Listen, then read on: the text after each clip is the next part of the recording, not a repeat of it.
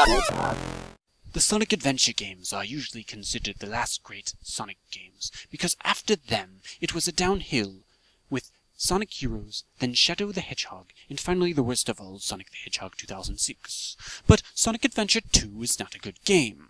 It does not do anything better than the later Sonic games to come, but it adds flaws of its own.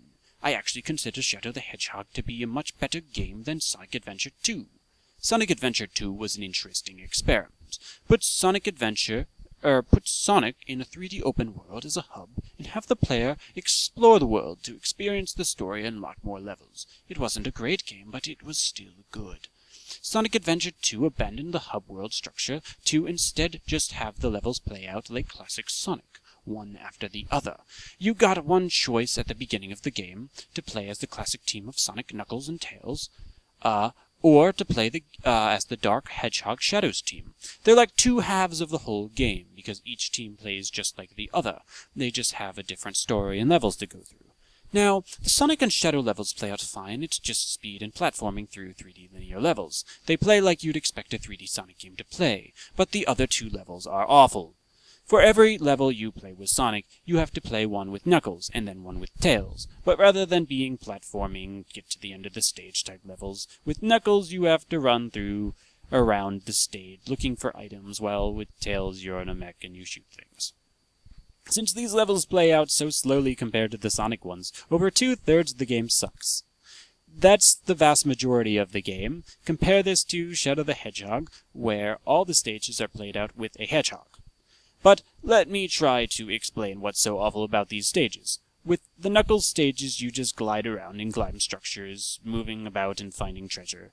It's boring since it's not like there's anything you're supposed to do, since all you do is move to the place where you're supposed to go. And it takes forever, which isn't helped by the timer on screen, which is counting up, suggesting that you should be moving fast, but you can't. The mech levels are about the same amount of boring for a different reason, at least. You just shoot things and the game isn't compelling. It's not complicated, it's slow, you just move and shoot. The whole game drags because of these levels. Oh, and the story is awful. I think it's written by a 10-year-old. At least I could write like that as a 10-year-old. And it involves Eggman building a spaceship in the pyramids of Giza. That plot point alone makes no sense, and the dialogue is just plain childish. Sonic Adventure 2 was the start of all the stupid side characters that would come into the Sonic storyline, and they're all completely unneeded. The Sonic stories should not be as complicated as they are, especially when they're as dumb as they are. Like with Persona 3, this is a good game hiding in Sonic Adventure 2, it's just held down by the large majority of the game.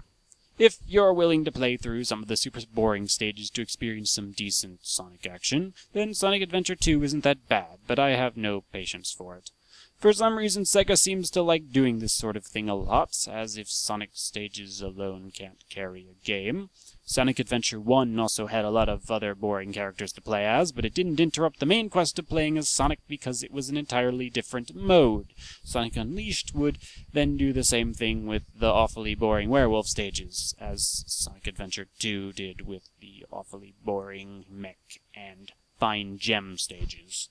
I don't know why Sega just didn't want to make pure Sonic games. I understand the fair reception of this game upon release. Sonic hadn't yet retained his reputation as having terrible 3D games yet, so if you go in with the mindset thinking this game is good, you might come out thinking it's good. And hey, the awesome music by Crush 40 helps a lot too. So then why is Shadow the Hedgehog looked down upon? Well, what made critics and fans want to look upon the game with critical eye? Well, probably the pointless mature themes of that game. It was pointless, yes, but I don't think it detracted from the game. Sure, there's a lot of broken things in Shadow the Hedgehog, like Chaos Control, which warps you to the end of the stage. That's the opposite of what you want to do when you're trying to kill all the evil enemies in the stage, and then you just bypass all over them, but at the least the game is pure Sonic stages. There's vehicle sections which are purposeless because you can run faster than them, but they don't last long anyway. My point is, Sonic Adventure 2 is really boring compared to Shadow the Hedgehog, and that's what makes it a bad game.